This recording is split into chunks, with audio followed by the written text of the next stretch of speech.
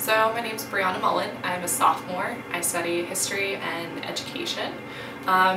During the Occupy movement, which was within the first few months of my school year, 6 months at Cal, I was just kind of an observer for the most part. I did skip class to watch it because the professors said we didn't have to be there, so I was like, oh, that's so cool, let me check out the protest, my first one. So I kind of was just around the edges the entire time, watching the protest and seeing it manifest and watching the structure of all the graduate students leading it. And I was there when the students were attacked, and I was there when the police showed up, and so I got really scared and I just kind of watched from the edge, but I wanted to be there for part of it.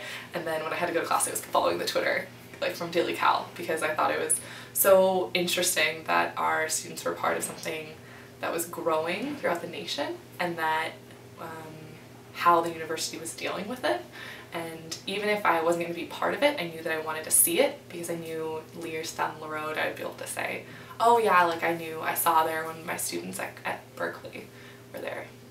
So, but it was interesting to see it come about, and to see the current reactions to it, and to see that both, at a local level how the students supported it, but as a national level there was still a lot of opposition.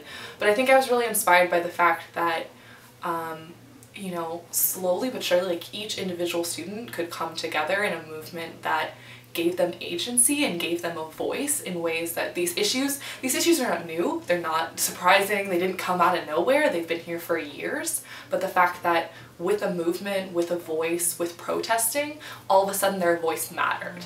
And it was really inspiring to see that, and also kind of sad to see how it dissipated afterwards, and see how the message was kind of thrown away. And so it was both, it gave me hope that protesting could make change, but more the fact that, we also have a lot of work to do in the fact of recognizing something when it's happening and giving agency to that. And I think there was still a lot of issues in the fact that mainstream media portrayed the Occupy protest as a whole bunch of drum circles and pot hippies, and more the fact that no, it was a student movement at many universities, and they were trying to address serious concerns and serious issues.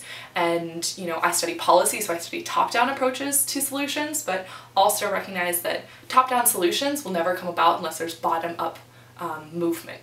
Politicians are going to support things that are popular. That's the sad fact of the truth. And so if protesting is one way that we as students, if our individual voice isn't strong enough, as a group it is, then maybe we can start to create change. But I think definitely linking the two together, I think, is something that both sides need work at, in the fact that policymakers can't discount protesters and protesters can't discount policymakers.